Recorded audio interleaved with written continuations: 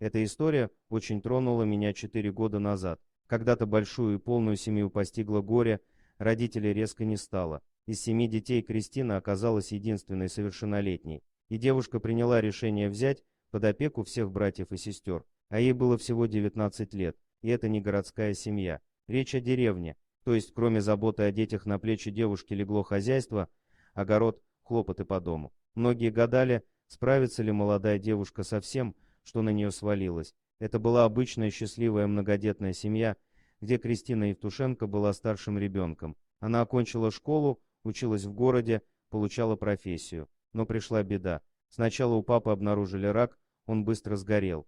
А на следующий год не стало мамы. На тот момент самому младшему ребенку исполнилось всего 4 года. Сразу после похорон матери с Кристиной связались органы опеки. Они не зверствовали, не стали сразу забирать детей. Просто предупредили, что нужно готовиться, скоро это случится. Кристина говорила опеке, что заберет детей к себе, но ей дали понять, что это невозможно. Она молодая, учится, не замужем, не работает.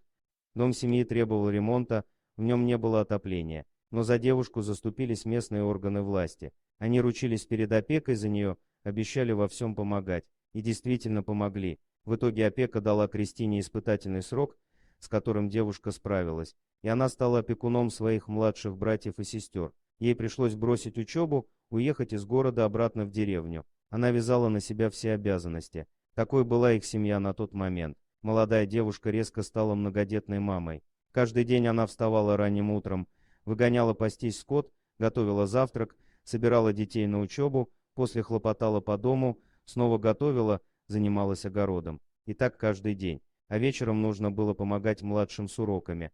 Но Кристина справлялась, несмотря на то, что ей было всего 20 лет. Она забыла о себе, да и все пророчили ей, что она не построит личного счастья, кому такой хомут нужен. С деньгами было все плохо. На момент принятия опекунства девушка получала на 6 детей около 70 тысяч рублей. Это хватало, но звезд с неба семья не хватало, жили скромно.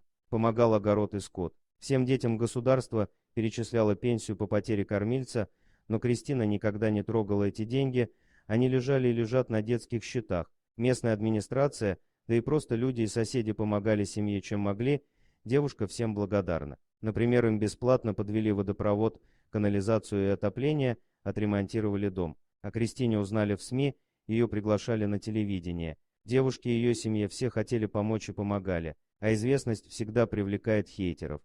Получив поддержку всей страны, Кристина смогла немного расслабиться в финансовом плане. Она наконец-то смогла купить себе что-то из одежды, косметику, смогла сходить в салон. Она делилась фото в социальных сетях, но получила кучу оскорблений. Словно все забыли, что она молодая девушка, что она тоже хочет быть красивой, хочет немного отвлечься от быта и детей. При этом дома все было отлично, дети в полном порядке, их регулярно проверили и проверяют. Но у Кристины нашлось много заступников, хейтеры вскоре отстали. Не сказать, что эти 4 года были простыми. Совсем нет. Но Кристина справилась, наладила быт, приучила младших помогать, наделила каждого своим кругом обязанностей. Сейчас стало немного легче. 3 старших брата достигли совершеннолетия, кто-то из них ушел в армию, кто-то учится в городе. Сегодня под опекой Кристины находится уже 4 детей. Девушка сдала на права, у семьи есть машина. Теперь они наконец-то могут чаще выезжать в город, ходить в театр, кино. Кристина больше не таскает на себе тяжелые сумки с продуктами. И самое главное, вопреки предсказаниям о том, что девушка останется одна, Кристина вышла замуж. Муж старше ее на 10 лет. Он и его родители приняли Кристину вместе с ее братьями и сестрами. Я рада, что у нее все получилось. Пусть Кристина будет счастлива. Дорогие друзья, если вам понравилось видео, поставьте лайк, а также подписывайтесь на канал, где найдете еще много интересного.